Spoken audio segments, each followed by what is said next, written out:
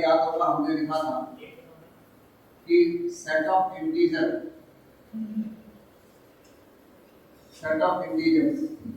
Is an integral domain. मान लो proof करने के लिए आ जाए, क्योंकि मैं तो मान रहा हूँ कि बहुत हल्की चीज है, लेकिन मुसीबत यह है कि हल्की चीज भी आप नहीं कर पाओगे तो भी आपको देखने का समय ही नहीं है।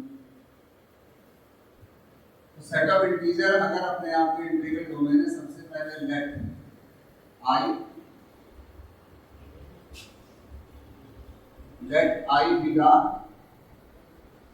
I be the set of integral. अब इंटीग्रल डोमेन प्रूफ करना है तो अपने को दो ऑपरेशन चाहिए, एक एडिशन और एक मल्टीप्लिकेशन। हमें ये प्रूफ करना है कि ये अलजेब्रिक स्ट्रक्चर इंटीग्रल डोमेन होगा। कंफर्म है ना? करेक्ट, इंटीग्रल डोमेन होगा या नहीं कंफर्म करो। तो क्या करना पड़ेगा इंटीग्रल डोमेन के लिए? लिखने में आलस आएगा। जब इसमें 11 प्रॉपर्टी लिखनी है, सब कुछ वही है। मैं आज कहूँ कि सबसे पहला पार्ट 1, आप पेपर में तो नहीं लिखोगे पार्ट 1, लेकिन पार्ट 1 क्या होगा? आपको सबसे पहले शो करना है कि I plus is an abelian. तो इस पार्ट को प्रूफ करने के लिए आपको अब ये मेहनत करनी है सर। नंबर 1 क्लोजर, इसका लिखना है, ये लिखना है आपको होमवर्क में, अब दिखाना है। नंबर 2 इसका एसोसिएटिव लॉ लिखना है। Number 3 existence of additive identity लिखना है। एग्जिस्टेंस ऑफ एडिटिव आइडेंटिटी या जीरो एलिमेंट, जैसे यूनिट एलिमेंट कहते हैं ना मल्टीप्लाई में, वैसे एडिशन में हम कहेंगे zero element. Number 4 existence of additive inverse.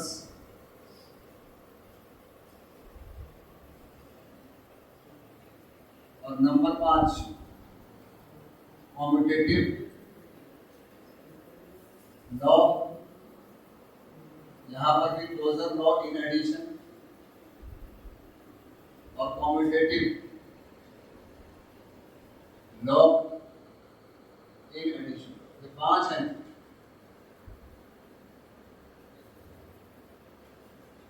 देखो अगर आपके मन में ये डर है गुरु जी पहले आप इनको भ्रम करते हैं, इसका मतलब आप सीखने के मूड में पहली चीज तो देखिए सर कि मैं देख पाऊंगा या नहीं। क्लोजर लॉ इन एडिशन, कोई कहे याद नहीं आ रहा तो भाई मैं याद नहीं पाऊंगा, याद करो। सबसे पहला सवाल ग्रुप का यही था, सबसे पहला सवाल नोट करना, न्यूमेरिकल सबसे पहला न्यूमेरिकल यही है, set of integer is a group with respect to addition. उसकी चारों के चारों प्रॉपर्टी यहां छाप दो। क्लोजर, दो इंटीजर लेंगे उनका सम भी इंटीजर ही होगा। we know that addition of integers always hold the associative law and commutative law. यहाँ if a belong to y for all, then there exists 0 belong to y such that a plus 0 बराबर 0 plus a बराबर a. 0 is the additive identity. 0 is the zero element in I with respect to addition. Inverse, if a belong to y for all वही लगाएंगे, then minus a also belong to y. a क्या है हमें नहीं पता, इस side में जो चाहे वो सोचो। आप कहो जी मेरा दिख नहीं रहा लेकिन मेरा नाम है 1003, तो माइनस 1003 भी इसमें कहीं ना कहीं होगा। सीधी सी बात है, जब इतने सारे लोग हों जिनकी हम चर्चा ना कर पाए तो हम उस जगह पर एबीसी का इस्तेमाल करते हैं, इसीलिए उसमें हम एबीसी लेकर चलते हैं। हमने कहा if a belong to y, what is the value of a, what is a, कुछ भी any integer, और जो भी कोई इंटीजर होगा अगर वो माइनस अगर 10 है तो माइनस a प्लस 10 हो। यहाँ पर आपको वो लिखना है कि चारों प्रॉपर्टी आपको पहले वाले टॉपिक से पिकअप करनी है और पांचवी के लिए वही लिखना है जो एसोसिएटिव के लिए लिखना है, वी नो दैट। तो पांचों हो जाएंगे। इसीलिए टॉपिक तेज चलता है, लेकिन कई लोग ये काम करते नहीं है और फिर फंसते हैं। इसके बाद आता है sir second part, part 2। Part 2 में है सर कि आई जो है मल्टीप्लाई के रेस्पेक्ट में क्या होना चाहिए,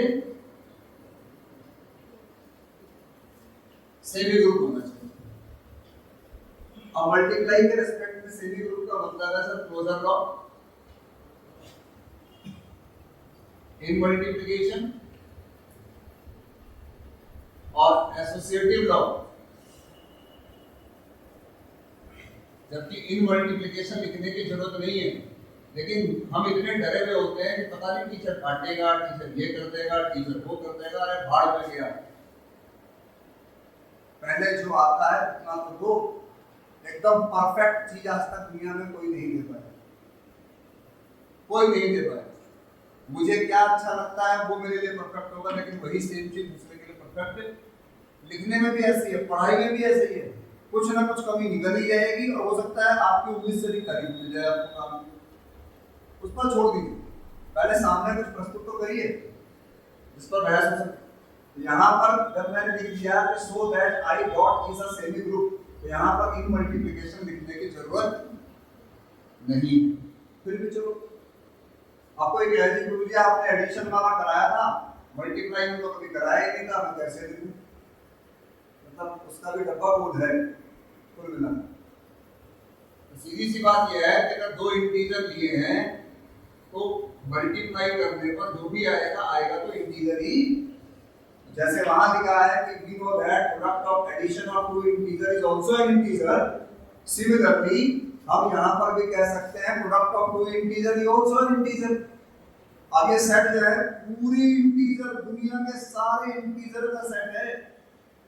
जो इंटीजर चाहे वो सोच लो आप, जो चाहे वो सोचो, अनंत है, कोई समय सीमा नहीं है इसकी। और ऐसे ही associative law, we know that product of integers always holds the associative law, 7 property हो गई। अब आता है डिस्ट्रीब्यूशन लॉ, उसमें भी वी नो दैट चलेगा। अगर मान लो मैं कहीं पर 2 × 3 + 5 लिखूं तो कितना मतलब होगा इसका? 16। और मैं कहीं पर 2 × 3 + 2 × 5 लिखूं, इसका मतलब भी कितना होगा? भाई मैं a × b + c लिखूं या मैं a × b + a × c लिखूं, रिजल्ट तो सेम ही रहने वाला है, बदलने वाला कुछ भी नहीं बदले। और आज की डेट में गौर करो, b और c अगर इंटीजर है तो b + c इंटीजर, a अगर इंटीजर है तो a और इंटीजर को मल्टीप्लाई करने पर इंटीजर ही आएगा। तो कुल मिलाकर distribution law also hold in set of integer in multiplication over addition. 8 property हो गई, ये रिंग हो गया। तो आपको आज ये 8 प्रॉपर्टी कितनी है सबसे पहले इस क्वेश्चन में। फिर आती है बात इंटीग्रल डोमेन के लिए बाद की 3 प्रॉपर्टी। क्या करें? हमने सबसे पहला तो शो किया कि i प्लस डॉट जो है वो रिंग है, ये तो सर आपने कर लिया। अब आपको प्रूव करना है कि कॉम्यूटेटिव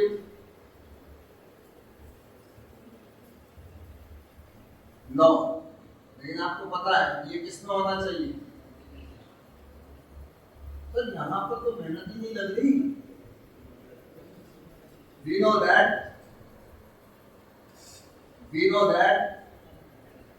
multiplication of integers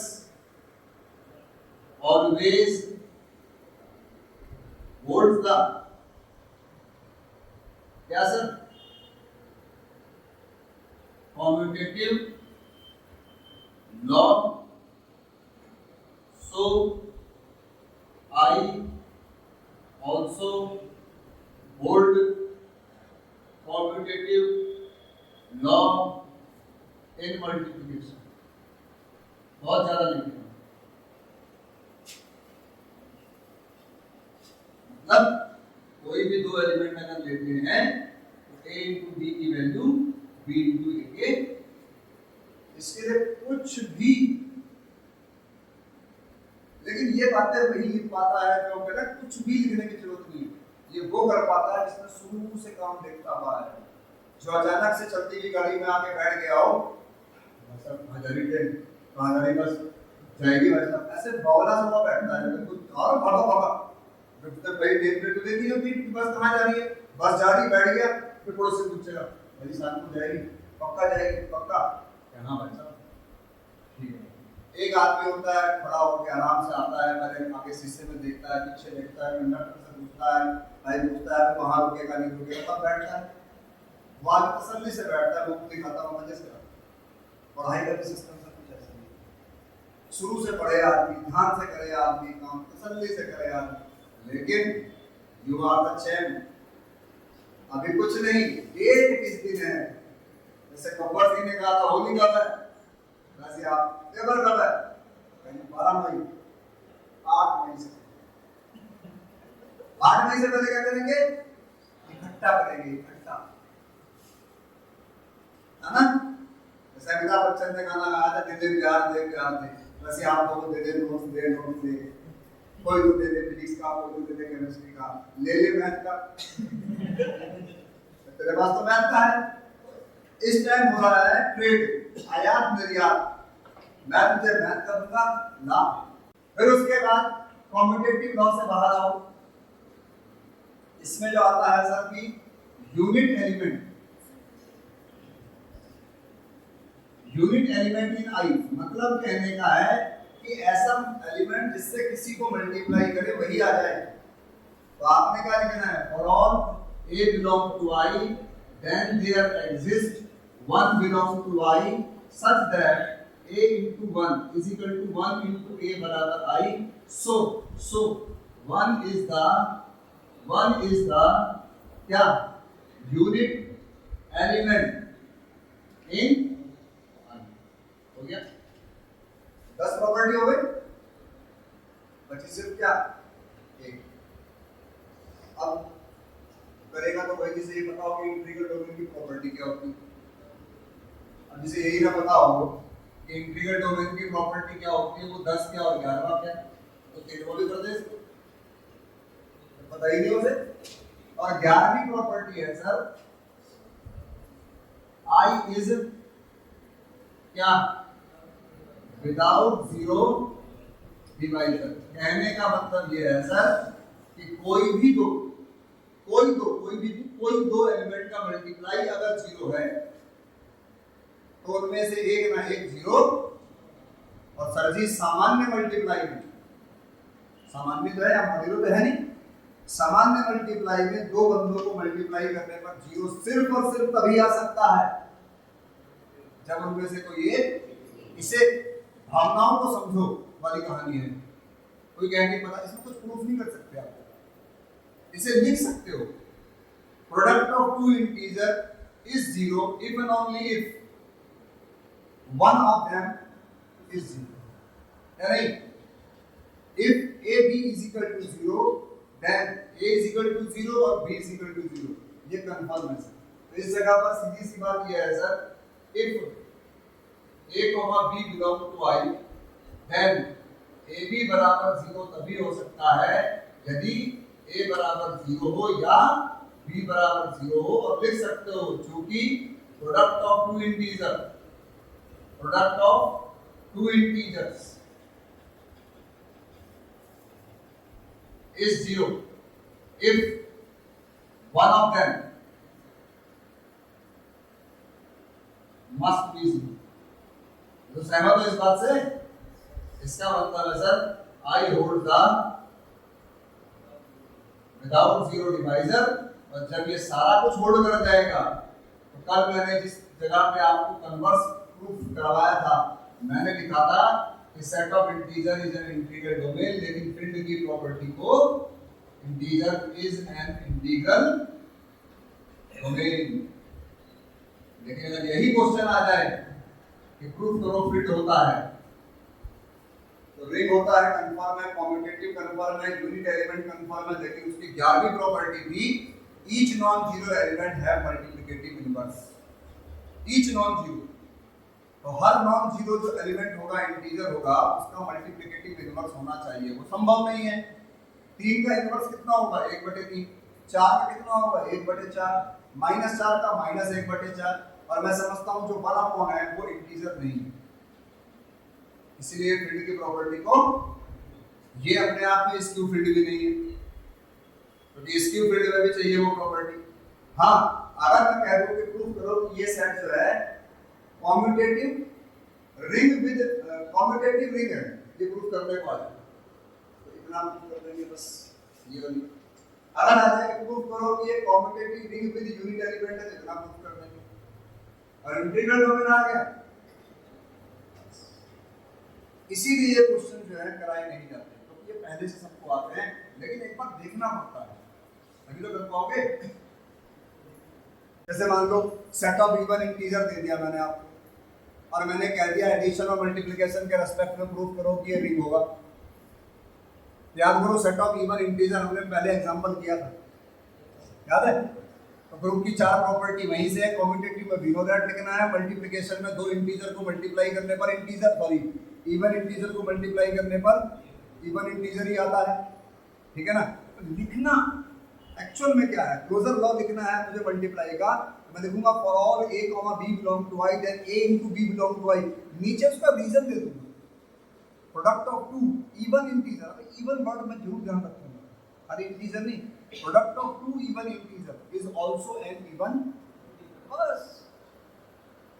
वहां पर हम लोग लिखने लग जाते हैं 2 4 6, वहां हम तो पानी पे ऐसा तो करते हैं जहां काम को जो हमें डेलीगेट करना होता है। एसोसिएटिव लॉ में क्या लिखूंगा मैं, एसोसिएटिव लॉ लिखूंगा, लेकिन मैं लिखूंगा we know that product of integers, even तो लिख ही दिया, जब इंटीजर्स बोल दिया उसमें इवन भी आ गए, उसमें ऑड भी आ गए। Product of integers always holds the associative law. So जो भी हमारे सेट का नाम है कैपिटल ई लिखा होगा आपने, so E hold the associative law in multiplication, और डिस्ट्रीब्यूशन लॉ भी होल्ड करेगा। हो गया रिंग। कोई कहे जी इसको आप कम्यूटेटिव प्रूफ कर दो, बिल्कुल हो जाएगा। कोई कहे सर इसको यूनिट एलिमेंट कर दो, नहीं होगा, क्योंकि 1 उसमें नहीं होगा। तो set of even integer commutative ring है, लेकिन with unit element, without zero भी है, लेकिन इंटीग्रल डोमेन की प्रॉपर्टी को होल्ड नहीं करेगा, बिकॉज ये प्रॉपर्टी जो थी यहाँ पर वो फेल है। कंफर्म है ना? तो सोच के साथ चले सर। जैसे कि एक सवाल है, पहले मैं उसका जिक्र करूं, पहले हम मेन वाला करते हैं। 342 पेज पर एक एग्जांपल छपा है सर, मोस्ट इंपोर्टेंट लिखा है और बड़ा ही जबरदस्त सवाल है। गढ़वाल में जिस साल ये आया था उस टाइम ये सवाल पूरा किताब में मौजूद नहीं था। जिस साल आया था 2007 में, हमने भी नहीं किया, किताब में नहीं था। जब 2008 में ये आया तो किताब में छप के आया, और ये सवाल आप पढ़ो क्या लिखा है।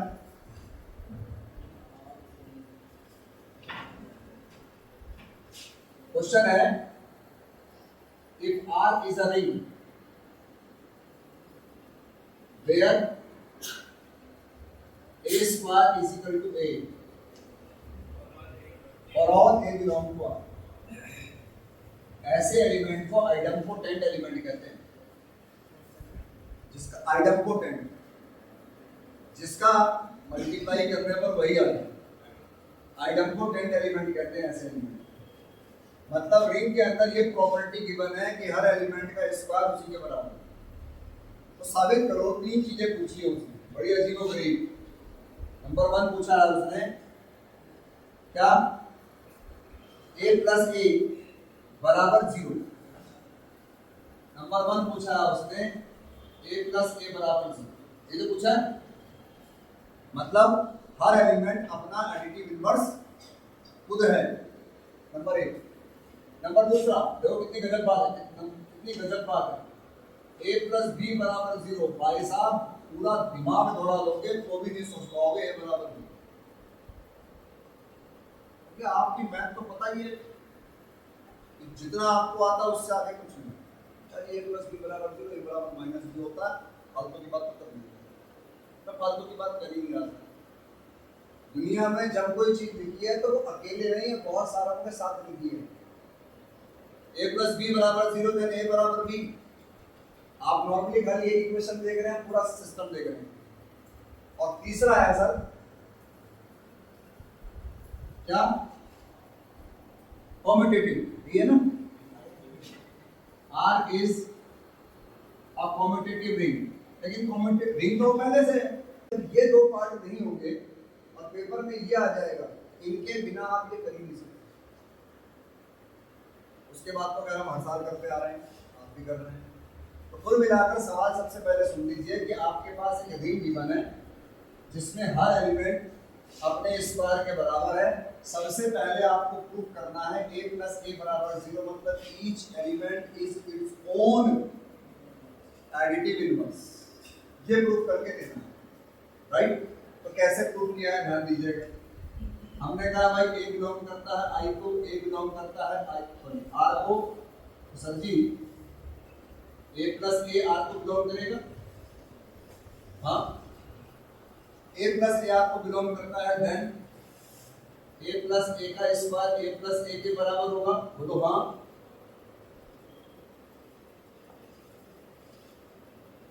बने हुआ क्या होगा, फिर a प्लस a का स्क्वायर मत बोल देना, a प्लस b का स्क्वायर मत बोल देना। नहीं, थोड़ा सा अपने हाथों को कंट्रोल करना सीख लें। अब यहाँ पर लगेगा सर डिस्ट्रीब्यूशन लॉ है, तो इसको ले जाओ या इसको ले जाओ, मर्जी है आपकी। अगर आपने ऐसा लिखा है, ऐसा कितना कौन सा लॉ लिखा है आपने, लेफ्ट डिस्ट्रीब्यूशन लिखा है।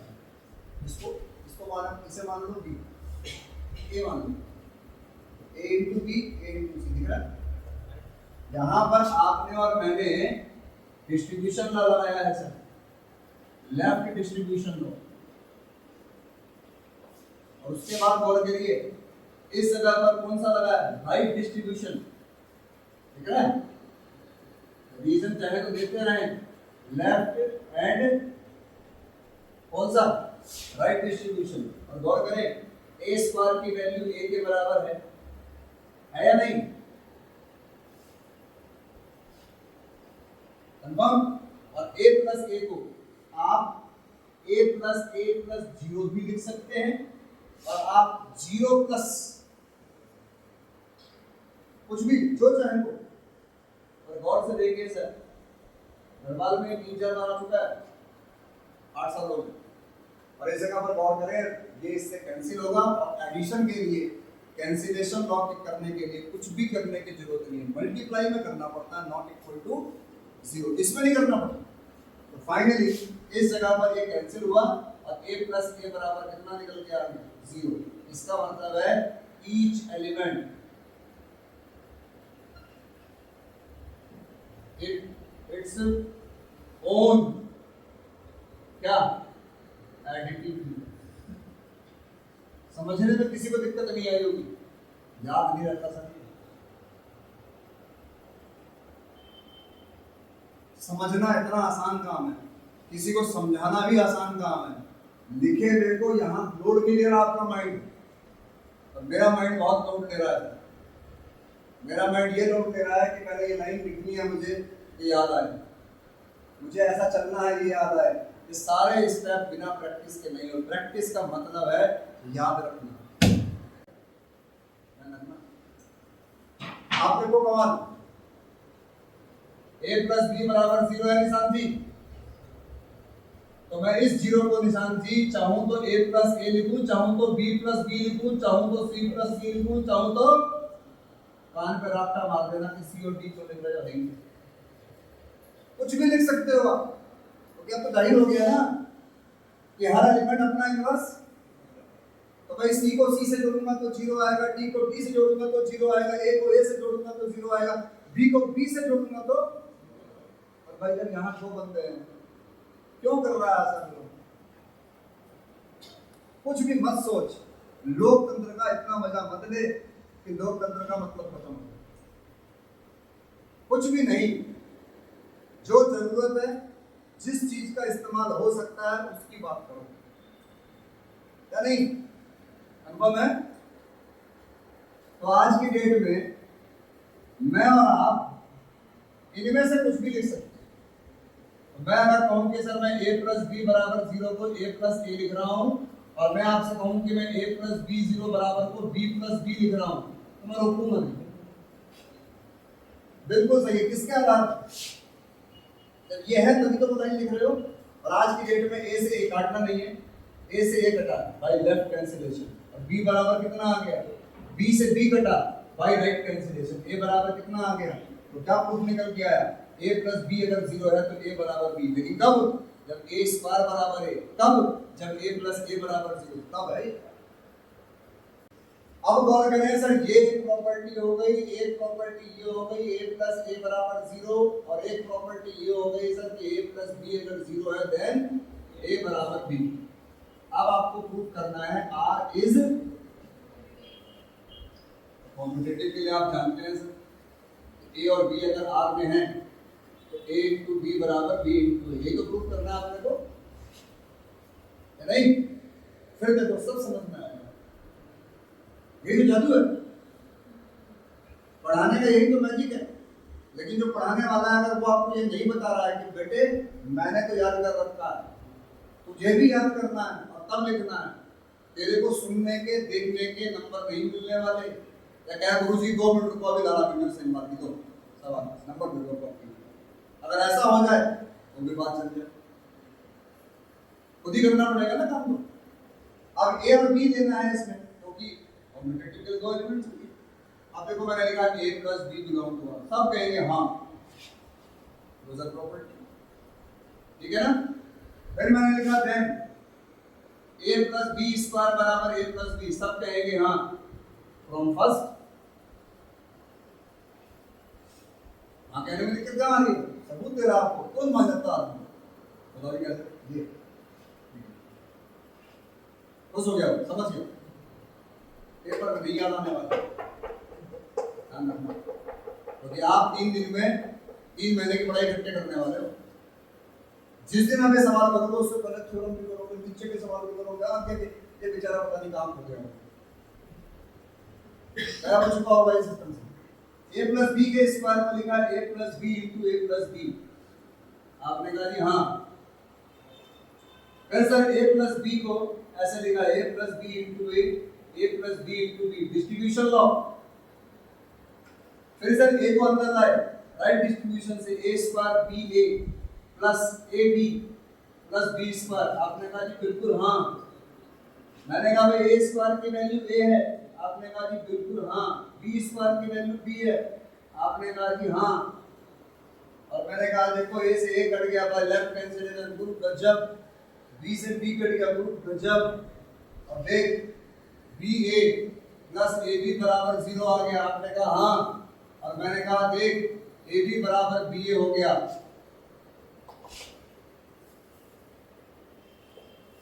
आपने कहा हाँ। a प्लस बी बराबर 0 देना a बराबर b, इसे a मान लो इसे b मान लो। a प्लस बी बराबर 0 देना a बराबर हो गया कॉम्पिटिटिव। Thanks to. अगला सवाल है सर 0 1 2 3 4 5 और प्लस 6 और इंटू 6। देखिए अगला हमारे का दिया है सर 0 1 2 3 4 5 प्लस 6 और इंटू 6। अब आपको ऐसे सवाल करने के लिए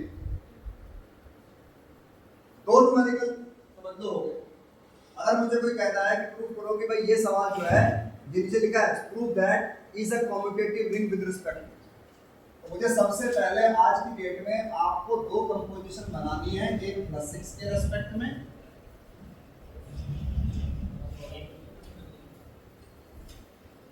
और एक इंटू 6 के रेस्पेक्ट में।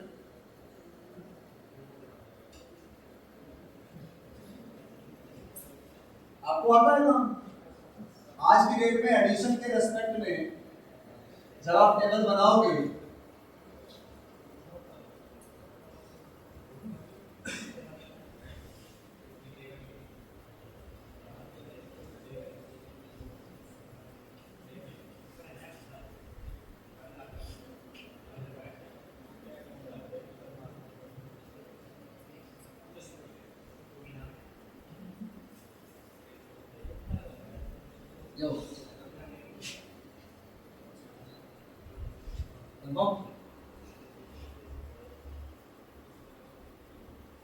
इसमें अब मुझे क्या प्रूफ करना है? मुझे प्रूफ करना है जो भी सेट का नाम है, मुझे प्रूफ करना है कि G+6 इज एन। तो मैं समझता हूं कि ये सवाल तो मैंने कराया आपको, लेकिन ये नहीं कहना कि ये अगर यही लिख के आ जाए, करना पूरा क्लोजर भी बस ही लिखना पड़ेगा। कैसे? Here all elements in a composition table belong to, so it is closed. Associative, we know that नहीं, बस we know that भी लिखते हैं कई writer, we know that addition modulo always hold the, लेकिन आप मत लिखना, आप बस लिखना a least non-negative remainder when a plus b plus c divided by 6, तो ब्रैकेट को चेंज करें। कॉम्यूटेटिव भी वैसे लिखना, कॉम्यूटेटिव चाहो तो कॉरेस्पॉन्डिंग रो एंड कॉलम से भी आप लिख सकते हो। बात रही आइडेंटिटी की, from first row and first column 0 is the identity element. और इस जगह पर बात करें हम कि इनवर्स की, each element have their inverse with respect to जो भी है। Inverse of 0 is 0, 1 is 5, 2 is 4, 3 is 3, 4 is 2, 5 is 1। खत्म। क्या आपको आता है? मैंने लिख दिया तो ऐसा ना हो कि चलो ये भी आप लोग हमने तो देखा ही था। जो आता है उसको एक्सपेंस करो सर, कभी-कभी तो पेपर में अपना हुनर भी दिखाना पड़ेगा। अब आ जाओ इस पर। अब हो सकता है इस पर आते ही आपको तुरंत एकदम से कुछ ऐसी बात याद आ जाए जिस पर आपकी नाराजगी सी हो जाएगी, आज पकड़ में आ जाएगी।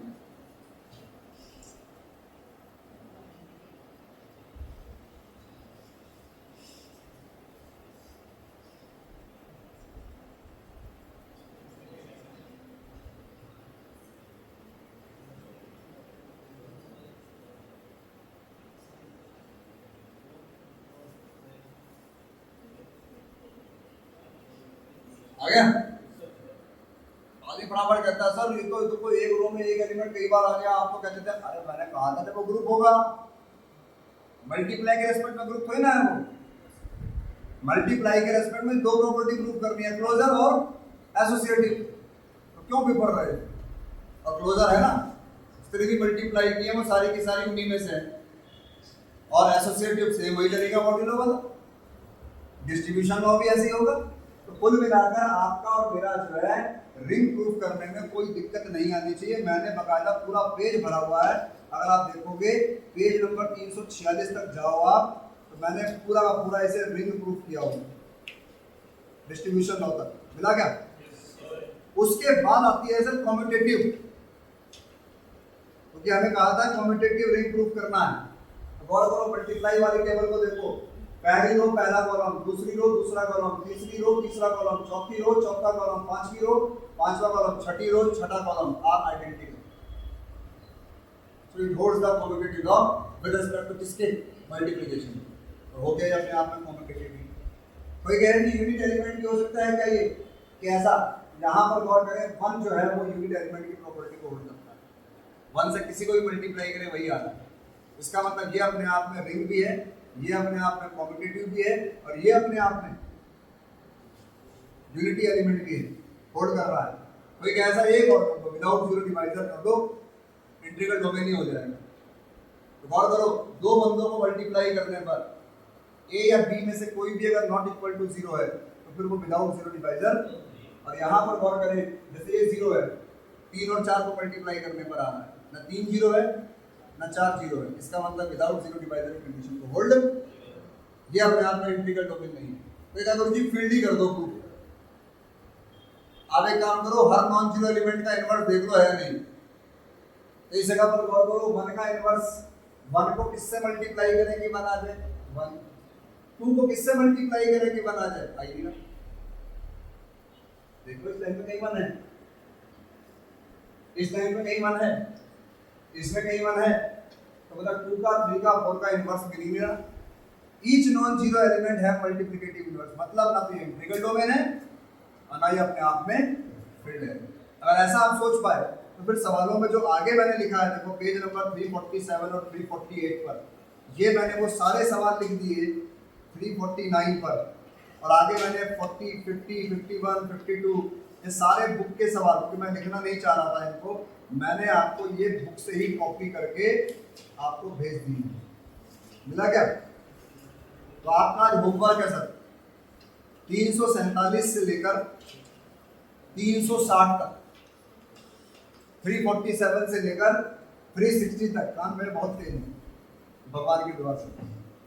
मेरे कान इतने तेज होते हैं कि पीछे भी कोई बोल रहा होता है तो मुझे बहुत तेज सुनाई देता है। ध्यान रखना इस बात का। तो मैं इग्नोर इसलिए करता हूँ क्योंकि जब तक हो सके इग्नोर करूँ। जिस दिन आप मेरी बुराई कर रहे होगे मेरे कान इसीलिए खड़े रहते हैं। ध्यान रखना इस बात का। जितना भी धीमे आप बोलते हो, कहीं आप ये सोचते हो कि मुझे सुनाई नहीं देता, तो इस कमरे की कृपा है कि हमें पीछे तक अपने कान रखने को। ये बचपन से ही नहीं, लेकिन इस कमरे में बैठ के गॉड गिफ्टेड है। ठीक है, बुदबुदाने वालों को ज्यादा गौर करते हैं, जो जैसे अक्षय बोलता है, ठीक है ना। जो खुल के बोलते हैं उन पर ध्यान नहीं देते, क्योंकि वो तो खुल के बोल रहा है, तो धीमे से बोलता है। एकदम एंटीना कैच करता हूँ। तो आपके लिए होमवर्क है सर 347 से लेकर 360 तक का सवाल पढ़िए। मैंने आपको किताब से वो सॉल्यूशन, क्योंकि वही पेपर था, मैंने सॉल्यूशन भेजा है। अगर आप उसे मॉडिफाई करके लिख सकते हैं तो और अच्छी बात है। जरूरी है बिल्कुल किताबें टेपिए। आप उसके बाद सवालों को पढ़ने के बाद सोचिए कि क्या ये सवाल अगर आप लिखने जाओ तो क्या आप लिख पाओगे, वो लिखिए। क्योंकि ये वो टॉपिक है जो कि आपको आता है, लेकिन इसको कराने बैठ जाओ ये 10 दिन ले लो, क्योंकि इसमें सब कुछ आपको आता है। मैंने कहा है सब कुछ तो आपको पहले जाता है, खाली आपको गाइडेंस देने की जरूरत थी, या नहीं। तो कुल मिलाकर पेज नंबर 360 तक आप करके लाएं। उसके बाद 61, 62 ये सब भी करे हुए हैं, नहीं कोई बात नहीं, ये भी कल चर्चा में ले आएंगे। कल हम टॉपिक शुरू करेंगे सब रिंग, इसी के अंदर रिंग में तो यही है। लेकिन ये 13 पेज आपने आज जरूर करना है, ईमानदारी से ध्यान रखना, वरना आपको लगेगा बहुत जल्दी खत्म होगा।